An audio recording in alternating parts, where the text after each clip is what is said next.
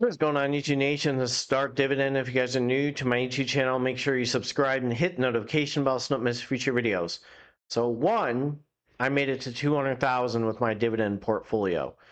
Two, there's a new WeeklyPay ETF that M1 Finance added. And without hesitation, I use my passive income that I earn to reinvest into this ETF. You should know who it is. There's another one which I'll reveal to you tomorrow. So if you're new to this YouTube channel, make sure you subscribe and hit the notification bell so you don't miss future videos. Let's check out this WeeklyPay ETF right now. Now, without hesitation, M1 Finance added the Roundhill WeeklyPay Universe ETF. It's at 54.82. Now, since inception, it's still been up 6.88%. Now, Alti ETF, you can't say that. Misty ETF, you can't say that. CHPY, you could probably say that because the WeeklyPay ETFs, the portfolio options income ETFs, are doing really well with the yield max. But this Roundhill WeeklyPay Universe ETF, I couldn't say no to, and I started loading up on them. Let's go over them. Now, the Roundhill WeeklyPay Universe ETF seeks to track the performance of the Solactive Roundhill WeeklyPay Universe Index. WPAY is designed to invest in the eligible universe of the single stock WeeklyPay ETFs. Now, the nice thing, it pays distributions every week, offering a reoccurring income stream for shareholders. The distribution rate is 52.28%. WPAY offers diversified exposure to the entire suite of the Roundhill WeeklyPay ETFs. WPAY is rebalanced monthly to equal weight, ensuring consistent exposure to all stock WeeklyPay ETFs in a single ticker. So we have a gross expense ratio of 1.28%. I hope you are aware of that. That is a high expense ratio. But it was it was launched in 9.4. M1 Finance capitalized on it immediately. And again, you have the holdings, which are pretty good companies overall. Now, again, they're not actual shares, but they do the weekly pay and, the percentage based on how things grow. So I'll provide an example of one in a second on why the holdings combined run YMAX.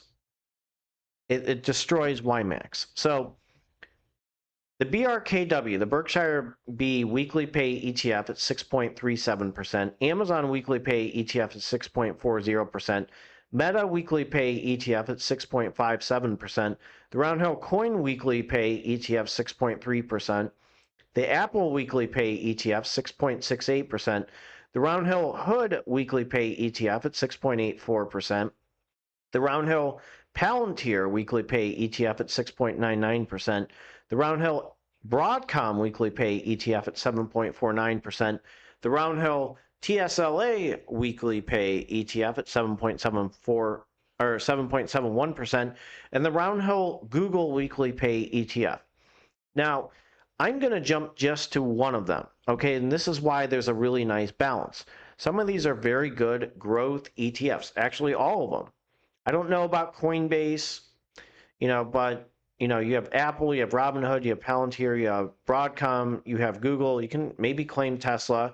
Berkshire B is a good growth. I would call it a growthly stock. Amazon's a grower. So you have a very good balance. Now, I'm just going to jump to one of them as an example. I'll jump to the Roundhill Berkshire B WeeklyPay ETF. So this is one of them. It's designed for investors seeking a combination of income and growth potential. BRKW aims to provide weekly distributions and calendar week returns before fees and expenses, equal to 1.2 times or 120% the calendar week return of Berkshire Hathaway or BRKB. BRKW is an actively managed ETF.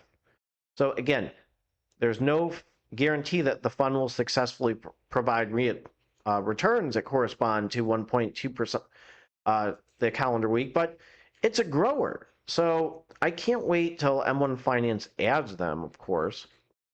But for example, here's a pretty decent distribution: 19 cents, 20 cents, 17 cents, 15 cents. Again, it's a grower. Now, going back to I'm going to jump to WeeklyPay ETF. Now you see a distribution schedule. Okay, the first one was distributed at 54 cents.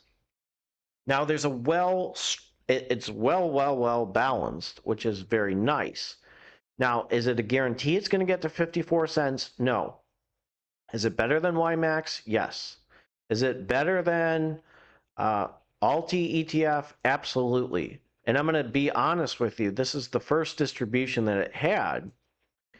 And again, with the holdings and some of these really good growth stocks, again, this is not a guarantee, but the NAV appears to be pretty nice.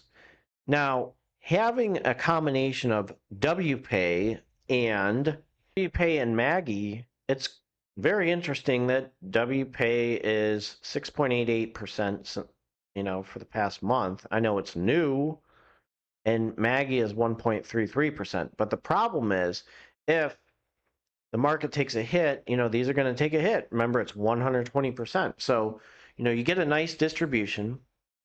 Again, it is really popping right now, and I'm going to be buying more. My income that I'm going to receive on Saturday, it's going to be going probably into WPAY or my dividend growth section. So using the income from WPAY to buy dividend growth stocks, it's a no-brainer. So if you're new to this YouTube channel, make sure you subscribe and hit the notification bell so don't miss future videos. You got a video tomorrow. I'm going to show you another WeeklyPay ETF that I'm buying. Take care and have a good one. I'm going to jump to my disclaimer. Have a great Friday. As a reminder, this is a disclaimer. Do not use my YouTube channel for any form of financial advice. It's strictly for entertainment purposes only. Investing is a big risk. You can gain money, can lose money, so be aware and do your due diligence.